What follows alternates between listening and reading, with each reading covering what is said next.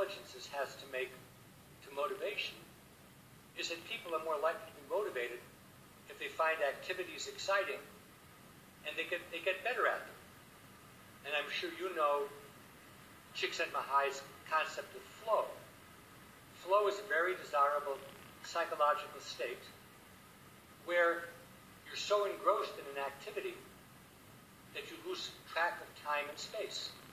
It's a very exciting motivator, and people will go out of great lengths to be in flow. What causes flow?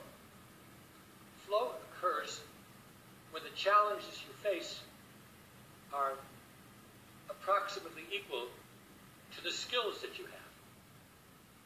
If your skills are too great, you get bored.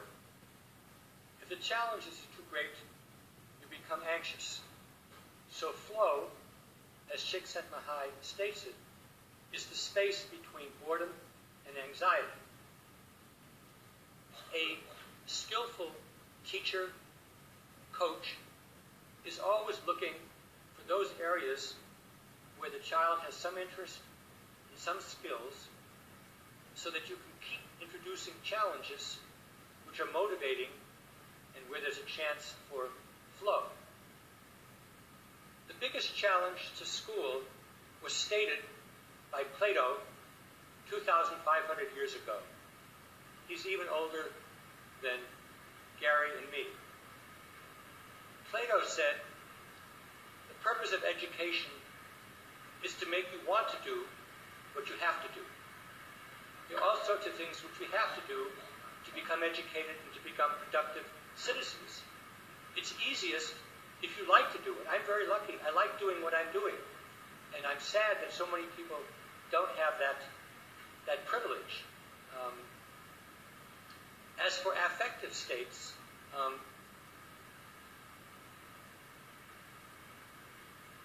have never felt that my work on intelligence should be predicated on how the person feels.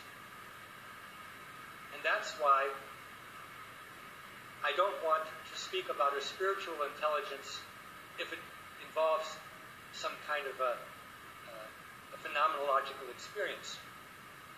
But in my work in creativity, it's quite clear that unless people feel passion and commitment, they just are not going to spend the hours and the days and the months and the years that it takes to accomplish something new.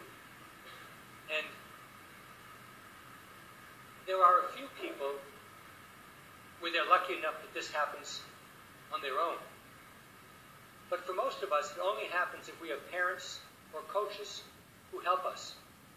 And you probably know the work of Alfred North Whitehead, the great philosopher, who said, initially we have to begin with romance, the excitement of the playing the instrument or kicking the football. And you have to produce enough so within the period of discipline comes in, you still want to do it because you want to keep that excitement. And at the end of the day, you hope that those will be joined together. But it's hard work, which is why, as Henry David Thoreau, the other great transcendentalist, with Emerson, they were the two great American philosophers of the middle of the 19th century, said, most men, by which he meant most men and most women, lead lives of quiet desperation. That's a very frightening figure of speech. But the reason most people turn on the television at night is not because they're going to get highly motivated or flow. It's because they don't have skills and interests of their own to which they're willing to give that passion and that commitment.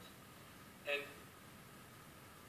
we as role models and as mentors and coaches need to configure the environment, a word that the first questioner used with me today, to increase the likelihood that will happen. And I think that's what Plato wanted in his academy. But I don't know whether the academy ever existed except in Plato's mind. And I'm sure that Emile never existed except in Rousseau's mind, because he didn't like anybody.